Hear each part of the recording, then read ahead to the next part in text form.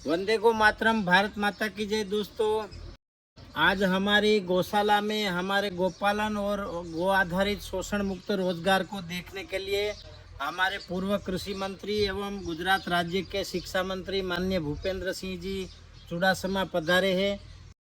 तो आइए मैं आपको उनके बारे में थोड़ा सा ही बताऊंगा।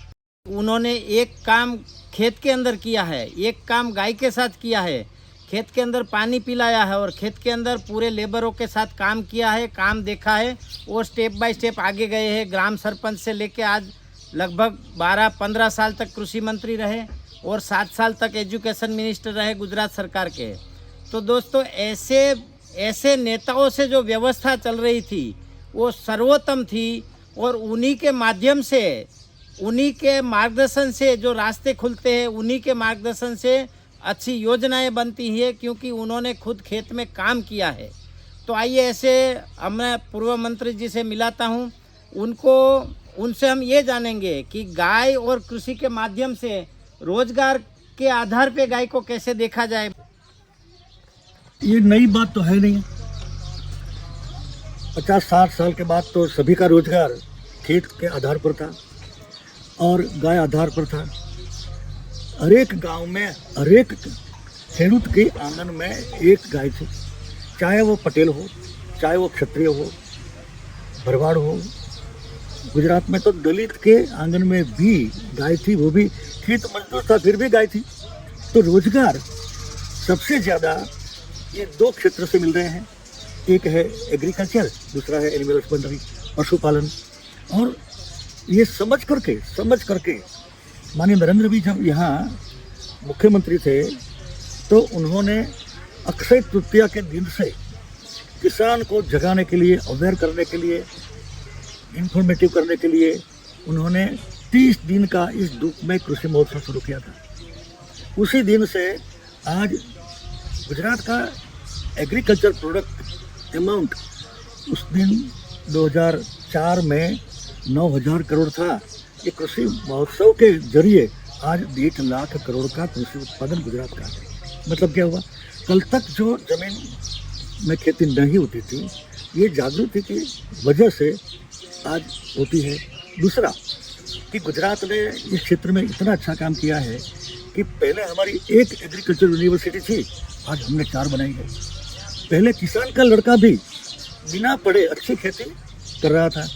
नरेंद्र भाई ने सोचा कि किसान का लड़का बिना पढ़े इतनी अच्छी खेती कर रहा है तो पढ़ने के बाद तो पहले एग्रीकल्चर ग्रेजुएट बहुत कम होते थे, आज जगह नहीं मिलती है। तो रोजगार और अवेयरनेस, ये संयुक्त हम सरकार और ऐसे निष्ठावान किसान सबको मिलकर, मुझे लगता है कि अगले दिनों में ये जो एग्रीकल्चर ग्रेजुएट या कोई भी ग्रेजुएट वो इस काम को समझ करके गाय आधारित खेती करे और गिर गाय पाल करके एक से ज़्यादा व्यवसाय के रूप में करे, क्योंकि मेरे पास पैसे बहुत है, मुझे जीना है, अच्छा जीना है, तो किसी भी रेट में मैं घी खरीदूँगा, मैं दूध खरीदूँगा। तो आपको पैसा मिलता है, मुझे अच्छी चीज़ मिलती है, रोजी मिलती है। और मैं यदि गौशाला शुरू करता हूँ तो मुझे 5 आदमी की ज़रूरत होती है, ट्रांसपोर्टेशन की ज़रूरत होती है।